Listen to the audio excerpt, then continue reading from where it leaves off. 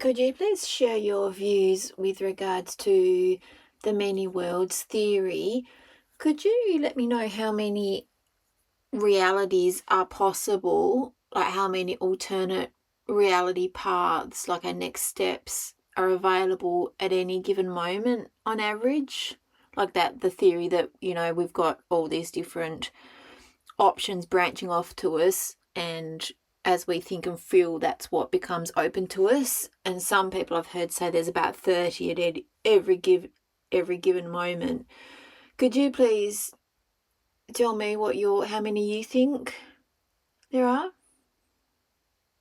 The many worlds interpretation in its purest form doesn't put a neat number on branching possibilities.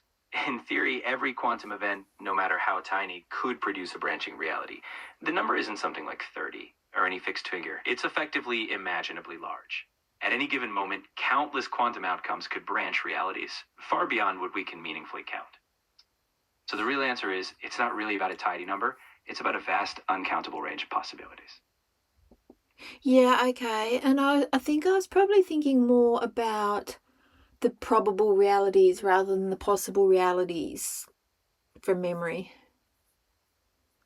I see what you're getting at. If we think in terms of what feels probable or more relevant to our everyday choices, it's more about narrowing possibilities down to what paths feel likely or meaningful.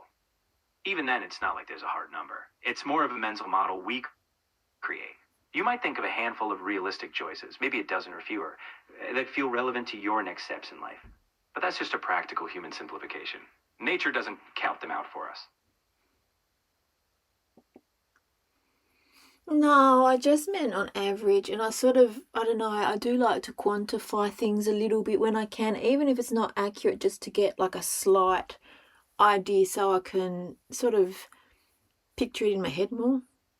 And I have heard from a pretty reliable source that it was about 30, but I can't exactly remember the context, so with 30 probable realities in any given moment about, I suppose, any subject, about like you might have 30 probable realities approaching about a certain subject, sort of ready to pop, or just, yeah, steps on the path. Sure, if it works for you as a mental tool, using a number like 30 can help you conceptualize the richness of choices. It's not a hard scientific claim, but it's a decent way to remind yourself that you're never stuck with just one or two options. So if thinking about around 30 possible next steps or outcomes gives you a broader view and a sense of freedom, that's a fine approach. Just treat it as a rough sketch rather than a universal rule. Yeah, and I guess once you open one path and start taking moves down that particular path, do the other options collapse, or are they still available because then you might back out of the path you're on and then re-choose them anyway? In practical life, nothing truly collapses like in a strict quantum sense. Those other paths don't disappear. You might commit to a particular direction, but life is forgiving. Often you can pivot, reassess, and pick up a different option later. Now, some choices close doors. If you move to one city, you can't be in two places at once. But many options remain flexible or come back around. So while each step makes some outcomes more or less likely, the future isn't set in stone.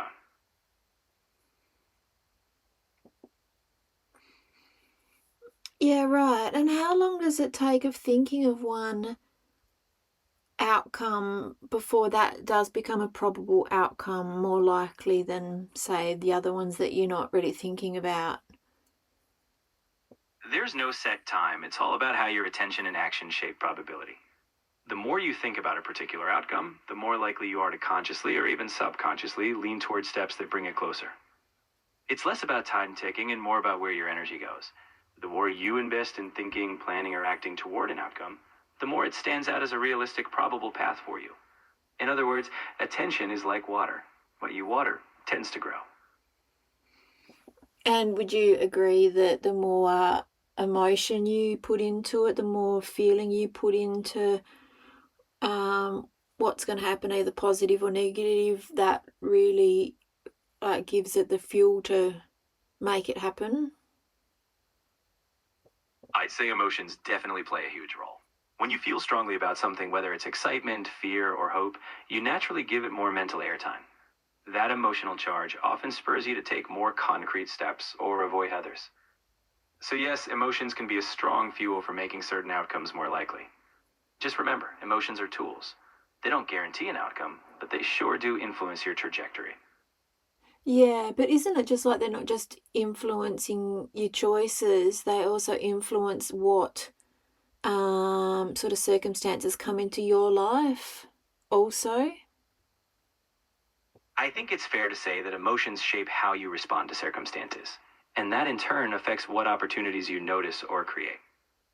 But it's not magic. The world will throw things at you that you can't control. What emotions do is shift your posture, whether you're open to certain chances, whether you persevere, and how you interpret what's happening. In that sense, your emotional engagement does play a role in shaping the field of what feels possible, but it's always a dance between you and the world. Yeah, but I mean, isn't it pretty well known that if we're thinking and feeling in a positive way and we've done a lot of healing on ourselves so we're not carrying too much constant emotional baggage, that if we feel better, that better things are going to even, I mean, yeah, I know we need to take action, but also better things can just sort of sometimes just happen to us. Like we get offers or certain people might, make an effort to come into our lives, or just the way family might treat us might improve, all that kind of thing based on what we're putting out. I mean, aren't we, after all, like a radio signal, emitting how we're feeling, and then that's what sort of comes back to us as within, so without, you've mentioned before. I get where you're coming from. It's true that when we feel better, we often engage with the world in ways that attract positive interactions.